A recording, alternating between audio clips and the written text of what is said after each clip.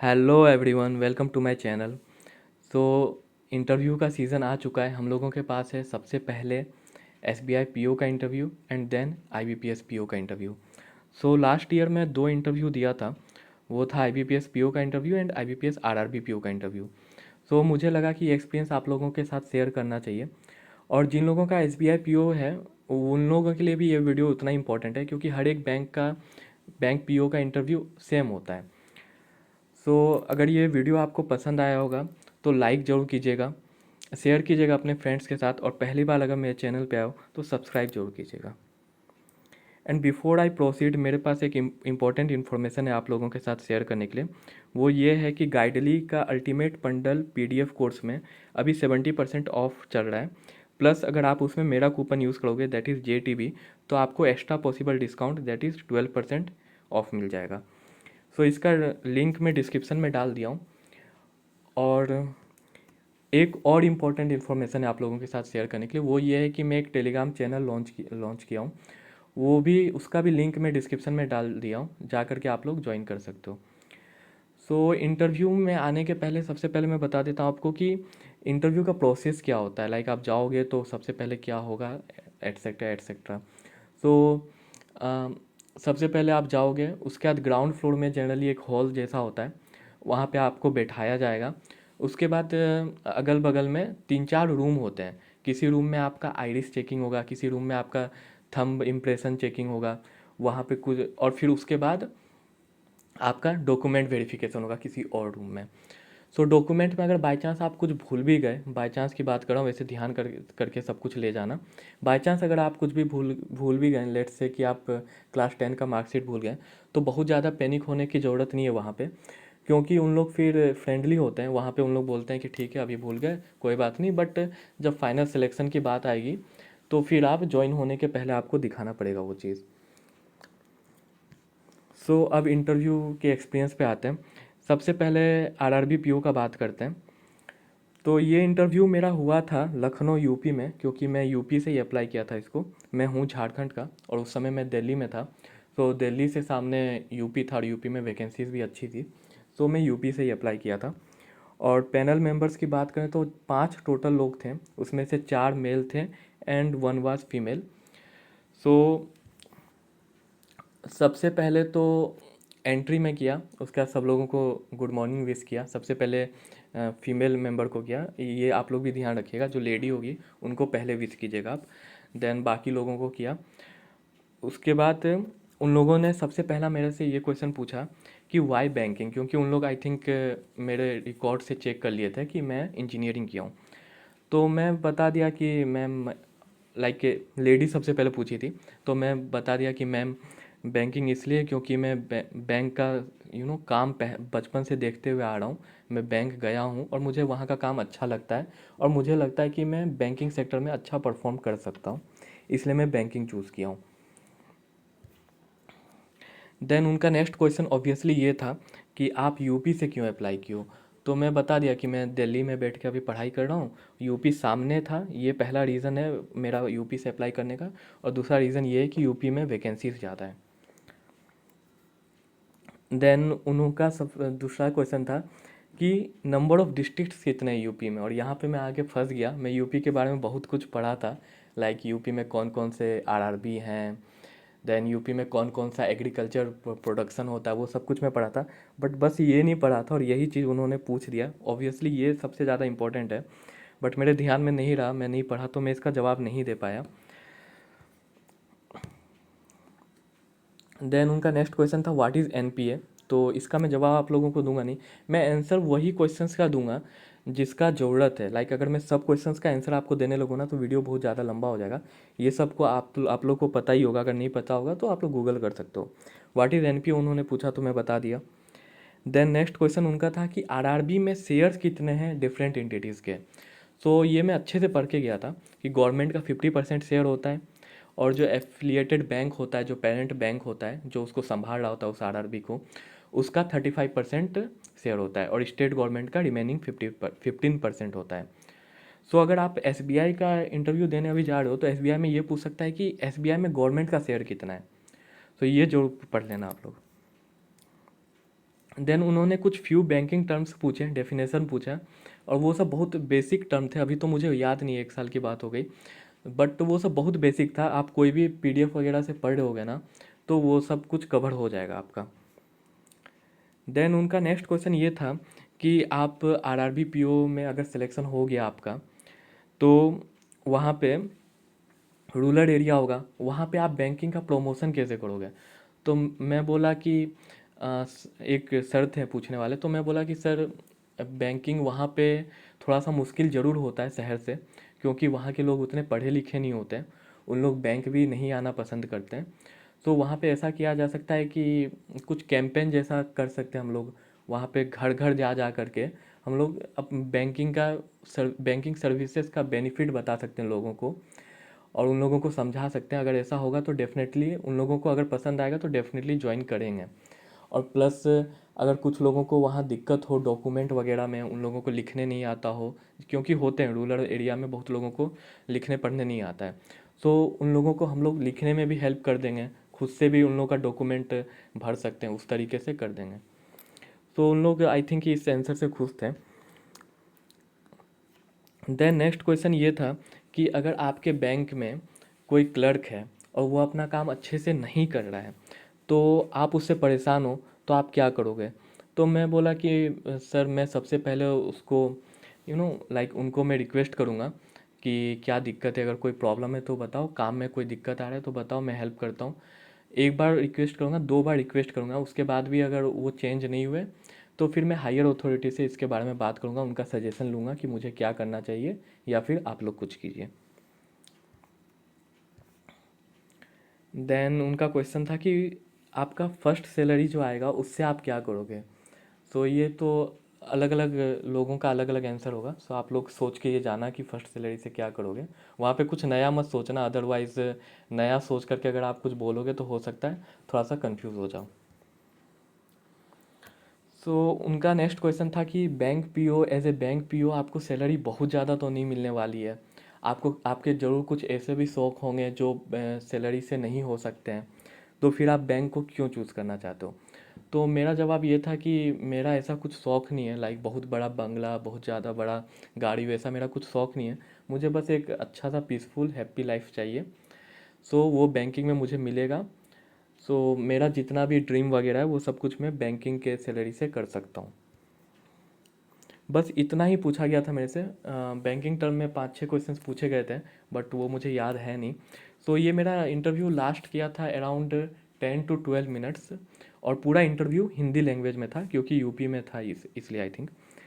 So last में उन्होंने thank you बोला, मैं भी थैंक यू बोल करके सब लोगों को वापस आ गया। देन अब नेक्स्ट मूव करते हैं IBPS PO का इंटरव्यू में। तो IBPS PO का इंटरव्यू मैं पहले बता देता हूँ कि ये पूरा इंग्लिश में हुआ था। लाइक मैं ये सोच के ही गया था कि अगर उन लोग इंग्लिश से स्टार्ट करेंगे तो मैं इंग्लिश में पूरा कैरी करूँगा अपना इंटरव्यू, अगर उन लोग हिंदी में स्टार्ट किए तो मैं पूरा हिंदी में कैरी करूँगा। बट अगर आप लोग कंफर्टेबल नहीं हो इंग्लिश या फिर किसी भी लैंग्वेज के साथ, लेट से आप लोग हिंदी के साथ ही कंफर्टेबल नहीं हो या फिर इंग्लिश के साथ कंफर्टेबल नहीं हो, तो वहाँ पे जा करके डायरेक्ट बोल सकते हो कि sir I am not comfortable in this particular language, can we please carry forward our interview in English. So उन लोग जनरली मान जाएंगे, हो जाना चाहिए, मान जाना चाहिए। दिल्ली में तो डेफिनेटली मानेंगे, मेरा दिल्ली में ही था। देन प्लेस का मैं बता दिया हूँ, दिल्ली में मेरा इंटरव्यू था। देन पैनल मेंबर्स की बात करें तो इसमें भी सेम था, 4 मेल मेंबर्स और 1 फीमेल मेंबर्स थे। तो इसमें सबसे पहला जो उनका क्वेश्चन ये था कि tell something about yourself. RRB PO में ये चीज़ नहीं पूछा गया था, बट इसमें सबसे पहले यही पूछा कि tell something about yourself. तो मैं अपने फैमिली के बारे में बताया, मैं कहाँ से बिलोंग करता हूँ, मैं मेरा स्कूलिंग कहाँ पे रहा, मैं क्या ग्रेजुएशन किया हूँ, ये सब कुछ मैं बताया। उसके बाद पूछा गया था कि कैपेसिटर किस पर्पज़ के लिए यूज़ होता है। ये मेरे से इसलिए पूछा गया क्योंकि मैं इंजीनियरिंग किया हूँ इलेक्ट्रॉनिक्स एंड कम्युनिकेशन से, तो वो कैपेसिटर उसमें आता है। सो कैपेसिटर बेसिक क्वेश्चन था ये। तो आप लोगों के लिए यही सजेशन है कि अगर आप जो भी ग्रेजुएशन किए हो ना, उसका एक बेसिक ओवरव्यू लेके जाइए, डीप में मत पढ़ के जाइए, बट एक ओवरव्यू को रिवाइज करके जाइएगा, उससे कुछ क्वेश्चंस पूछे जा सकते हैं। तो ये मैं जवाब दे दिया था, मुझे पता था आंसर इसका। देन नेक्स्ट क्वेश्चन ये था कि what will we do with your engineering degree. उनका ये था कि आप तो इंजीनियरिंग की हो, अब बैंकिंग में आना चाहते हो, तो बैंकिंग में तो इंजीनियर का ऐसा कुछ रिक्वायरमेंट है नहीं, जबकि उन्हें भी पता है कि लाइक इंजीनियर का डेफिनेटली वहाँ पे एक्स्ट्रा बेनिफिट मिलेगा, बट वो बस फंसाना चाह रहे थे। तो मैं बोला कि ऐसा नहीं है, लाइक अभी सब कुछ डिजिटलाइज हो रहा है, सो हम लोग टेक्नोलॉजी के बारे में ज़्यादा पढ़े हैं, तो definitely I will perform better than others. So उन लोग सेटिस्फाई थे आई थिंक इस आंसर से। देन नेक्स्ट क्वेश्चन था, आप इंटरव्यू देने के लिए आए हो तो बैंकिंग तो कम्प्लीटली पढ़ ली हो गए। मैं बोला कम्प्लीटली तो नहीं, क्योंकि banking subject is very vast, like इसको कंप्लीट किया ही नहीं जा सकता at particularly at this stage.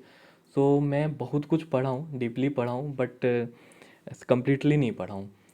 सो ये उन लोग आई थिंक ओवर कॉन्फिडेंस आपका चेक करते हैं, अगर कंप्लीटली वर्ड यूज़ करके वो बोल रहे हैं तो आपको वैसा जवाब देना है कि नहीं, like there is nothing like complete. जब आप ज़्यादा पढ़ोगे तो कुछ ना कुछ और भी बचते ही जाएगा, ज़्यादा पढ़ोगे तो ज़्यादा निकलता है पढ़ने को, लाइक दैट आप वैसा जवाब दे सकते हो। फिर अगेन इसमें भी कुछ बैंकिंग के टर्म्स ही पूछे गए थे, बेसिक टर्म्स पूछे गए थे, लाइक मॉनेटरी पॉलिसी ये सबसे पूछा गया था। देन इन पूछा गया था कि बैंक्स कौन कौन से बैंक अभी मर्ज हुए हैं, तो ये तो मैं अच्छे से याद करके गया था उस समय, क्योंकि उस समय का ये हॉट टॉपिक था। तो मैं सब कुछ बता दिया अभी रिसेंटली कौन कौन से बैंक मर्ज हुए थे, प्लस में हिस्ट्री में भी जो भी बैंक मर्ज हुआ था, एसबीआई कौन कौन सा बैंक को मर्ज करके बनाया गया था, वो सब कुछ मैं पढ़ा था। अगर वो सब भी बाई चांस पूछते तो मैं बता देता। तो ये मर्जर वगैरह आप लोग जरूर पढ़ लीजिएगा, आज के दिन में भी एक ट्रेंडिंग टॉपिक है, तो मर्जर सब अच्छे से पढ़ के जाइएगा। देन नेक्स्ट क्वेश्चन था कि बैंक मर्ज हो रहा है, गवर्नमेंट कर रहे हैं, तो आपको क्या लगता है क्यों बैंक गवर्नमेंट ऐसा कर रहा है। तो मैं मर्जर का पॉजिटिव इम्पैक्ट और नेगेटिव इम्पैक्ट दोनों पढ़ के गया था, तो मैं पॉजिटिव वाला इसमें सब कुछ बता दिया, आप लोग भी पढ़ लीजिएगा।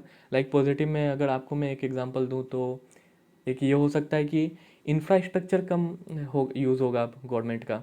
लाइक अगर दो तीन बैंक एक साथ आके एक जगह बना लिया अपना एक लाइक बिल्डिंग एक बना लिया, तो इंफ्रास्ट्रक्चर कम यूज़ होगा।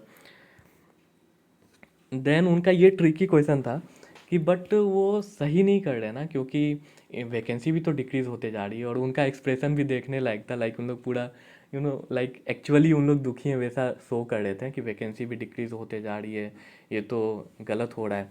तो मेरा इसमें ये जवाब था कि वैकेंसी डिक्रीज़ हो रही है ये सही बात है, बट वैकेंसी डिक्रीज़ हो रही है इसके वजह से मर्जर को नहीं रोक सकते हैं। लाइक वैकेंसी डिक्रीज़ तो हो रही है डिजिटलाइजेशन की वजह से भी, तो इसका मतलब क्या डिजिटलाइजेशन को रोक दिया जाए, तो ऐसा नहीं है। मर्जर को अगर रोकना है तो उसका कोई और रीज़न हो तो डेफिनेटली इसको रोकना चाहिए। तो उनको वो पूछे, नेक्स्ट क्वेश्चन उनका था कि अच्छा तो आपको क्यों लगता है कि मर्जर को रोकना चाहिए आपके हिसाब से। मैं बोला मैं उसमें अपना जो नेगेटिव में पढ़ के गया था वो वाला बता दिया कि बैंक मर्जर से क्या क्या नेगेटिव इम्पैक्ट आ सकता है। लाइक अगर एक मैं आपको एग्जांपल दूं तो अभी तो अच्छे से याद है नहीं मुझे, उस समय मैं पढ़ के गया था। हाँ, कि ये बोल सकते हो कि डिसेंट्रलाइजेशन नहीं हो पाएगा पावर का। लाइक अगर कुछ ही बैंक लास्ट में बच जाएंगे, लेट से एसबीआई और पीएनबी ही बच गया, तो वो दोनों ही डोमिनेटिंग हो गए, बाकी कुछ है ही नहीं, तो कस्टमर के पास दो ही ऑप्शन रहा।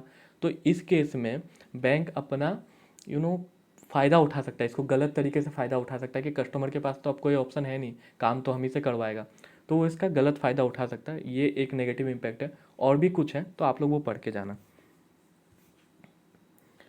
देन नेक्स्ट क्वेश्चन उनका था कि आपका इंटरेस्ट क्या है, तो मैं इसमें बोला कि listening to music, badminton, gymming and focusing on diet, इस तरीके से मैं बताया था।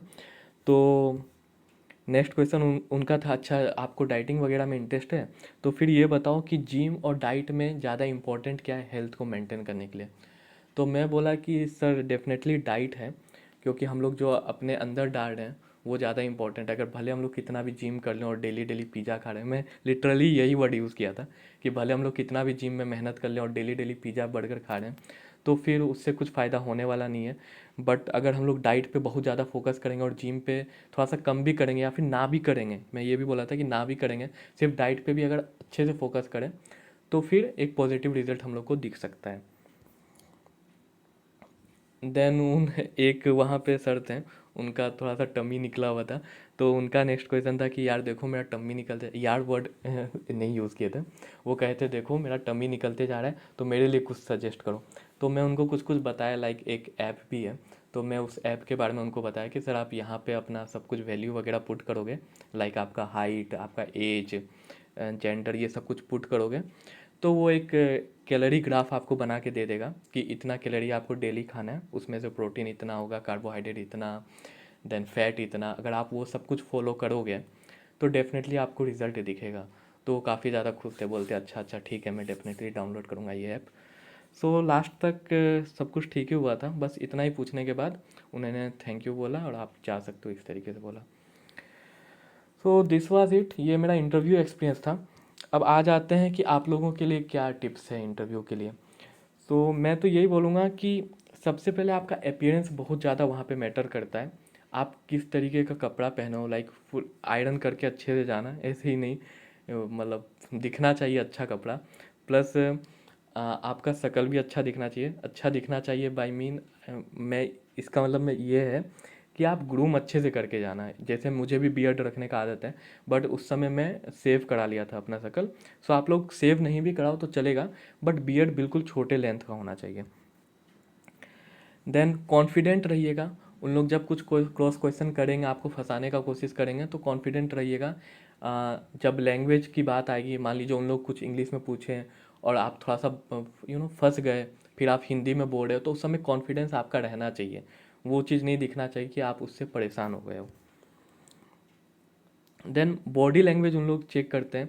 एक इंसान जो वहाँ पे बैठा हुआ था, वो लाइक उनको शायद इसलिए बैठाया ही गया था, वो शुरू से लास्ट तक इंटरव्यू में मुझे ऊपर से नीचे लगातार घूरते जा रहे थे। Like literally you will feel that, मतलब आपको लगेगा कि लाइफ में मुझे कोई ऐसे कभी घूरा नहीं है जिस तरीके से वो इंसान आपको घूरेगा। सो वो यही चेक करता है आपका बॉडी लैंग्वेज, लाइक आपका लेग्स वगैरह ज़्यादा शेक नहीं होना चाहिए कि कुछ लोगों को हिलाने का आदत होता है, तो वो चीज़ नहीं होना चाहिए। हाथ एक लाइक आपके थाई पे प्रॉपरली रेस्ट करता हुआ रहना चाहिए। देन इंटरव्यू के लिए पढ़ें क्या, इसमें मैं सबसे पहले आपको बताता हूँ कि आप बैंकिंग अवेयरनेस बहुत अच्छे से पढ़िए, 2-3 सोर्स से पढ़ लीजिए ताकि कुछ भी बचे नहीं। उसके बाद करंट अफेयर्स लास्ट 2 मंथ्स का इंपॉर्टेंट करंट अफेयर्स पढ़ के जाइए, क्योंकि उन लोग जो ना डायरेक्ट आपसे कुछ डेटा वाला क्वेश्चन नहीं पूछे देंगे जैसे मेंस के एग्ज़ाम में पूछा जाता है। जैसे अगर एग्जांपल लें तो अभी ये हुआ, क्या कहते हैं, एनटीपीसी और ग्रुप डी के लिए प्रोटेस्ट हुआ था, तो इसमें ट्रेन वगैरह भी चलाया गया था। तो उसमें वो ये पूछ सकते हैं कि आपका इसमें क्या ओवरव्यू है, लाइक जो स्टूडेंट किया वो सही था या फिर जो गवर्नमेंट किया वो सही किया था। लाइक गवर्नमेंट भी अपने तरीके से पुलिस से लाठीचार्ज करवाई थी, तो क्या ये सही था, आपका व्यू उन लोग पूछेंगे। प्लस स्टूडेंट्स क्यों प्रोटेस्ट कर रहे हैं, तो आप ये बोलोगे कि एग्ज़ाम लेने में लेट हो रहा है या फिर जो भी रीज़न आप दोगे, तो अगेन उनका नेक्स्ट क्रॉस क्वेश्चन ये होगा कि आपको क्यों क्यों लगता है कि गवर्नमेंट ये सब चीज़ में ढीली ढीली है, क्यों वो लेट करती है। तो उस तरीके से आपका ओवरव्यू उन लोग लेंगे, व्यू लेंगे। So this was it. अच्छे से जाइएगा, एग्ज़ाम दीजिएगा, आई मीन इंटरव्यू दीजिएगा, सॉरी।